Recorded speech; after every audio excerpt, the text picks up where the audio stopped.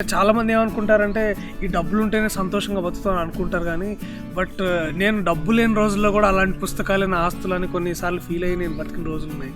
So అదంతా చదవడం వల్ల ఆ పుస్తకాల వల్ల వచ్చింది.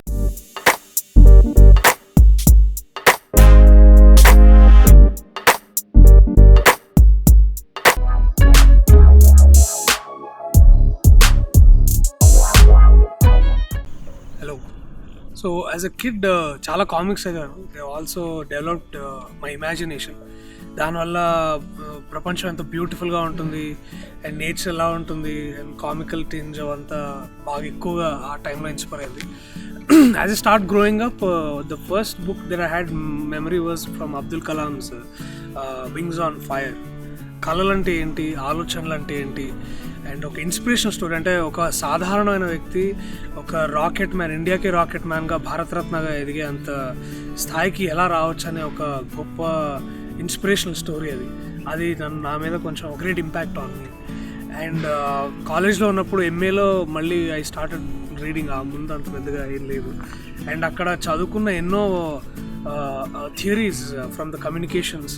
అంటే as a mass common graduate కాబట్టి నాకు అక్కడ ఆ రోజుల్లో ఉండే communications from great social scientist like Derrida, McLuhan, తర్వాత ఫూకో, సో ఇలాంటి చాలామంది వాళ్ళ రచనలు చదివాను. Not books as such but the great articles from history, from so had diverse knowledge ఆ టైంలో from various quarters of social sciences. అదొకటి. And ఆ తర్వాత నేను చదివిన చాలా ఇన్స్పిరేషనల్ బుక్ ఏంటంటే fountain head by Ayn Rand. అంటే ఆమె రాసిన మిగతా రచనలు కూడా చదివాను కానీ వాటన్నిటికంటే ముందు చదివినవి ఇవి అనమాట. సో దానివల్ల ఇంకా అదొక వర్చ్యూ ఆఫ్ బీయింగ్ సెల్ఫిష్నెస్ అని అదొక బుక్. తర్వాత యాంథమ్, ఇట్లాంటివన్నీ. So each book has its own uniqueness. And ఆ యూనిక్నెస్ ఏంటంటే నన్ను నేను డిస్కవర్ చేసుకోవడానికి నాకు హెల్ప్ చేసాయి అవన్నీ. ఎందుకంటే మనం ఒక చిన్నప్పటి నుంచి ఒక పద్ధతిలో ఈ స్కూలు, ఈ కాలేజ్ ఇలా చదువుకుంటాం కానీ అసలు ఎలా ఆలోచనలు అంటే ఏంటి, మనని థింకర్ అంటే ఏంటి, why should you think before doing anything in life. And ఈ పుస్తకాలు నన్ను పెంచాయి, నాలో వ్యక్తిత్వాన్ని ఒక షేప్ చేసాయి అనమాట. అది నాకు ఈ స్కూల్, కాలేజ్ అంటే నేను ఇంటర్ అవన్నీ చదువుకున్నా అది నాకు ఇప్పుడు అవి పెద్ద పనికిరావు అనిపిస్తుంది. బట్ ఆ పుస్తకాలు, ఆ ఆలోచనలు, నేను వాటితో కలిసిన కొంతమంది మిత్రులు వాళ్ళంతా నాకు హెల్ప్ చేశారు. అలాగే ఇంకో అలాంటి అద్భుతమైన పుస్తకం శ్రీశ్రీ గారిది మహాప్రస్థానం.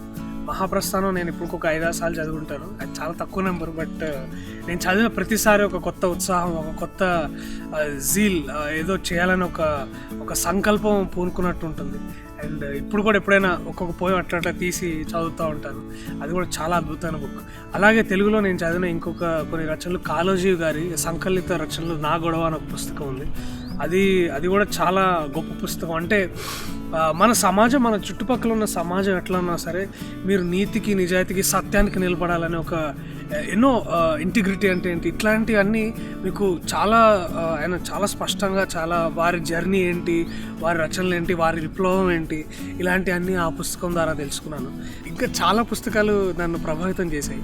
బట్ నేను ఏం పుస్తకాలు చదవడాన్ని కోసం కూడా మీరు అర్థం చేసుకోవాల్సిన విషయం ఏంటంటే మీరు ఎందుకు చదవాలనుకుంటున్నారు, అసలు ఎందుకు ఆ పద్ధతిని మనం మెల్లమెల్లగా ఎందుకు కోల్పోతున్నాం అనేది మీరు ఆలోచించండి. ఎందుకంటే మీరు ఈ బర్రెలాగా మీరు ఒక సౌండ్ పాపులర్ మెంటాలిటీలో ఉండకుండా మీకంటూ ఒక యూనిక్నెస్, మీకంటూ ఒక వ్యక్తిత్వం, మీకంటూ ఒక సపరేట్ ఆలోచనలు, ఒక ఇండిపెండెంట్నెస్.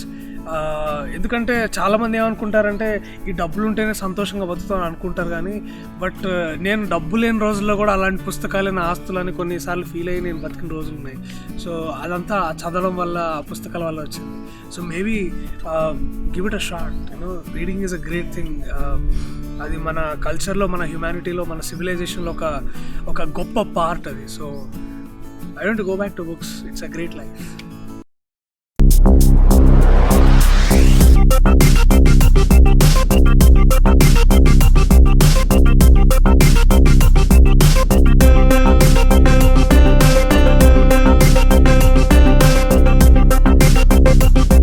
సుమధుర, బెంగళూరు, హైదరాబాద్.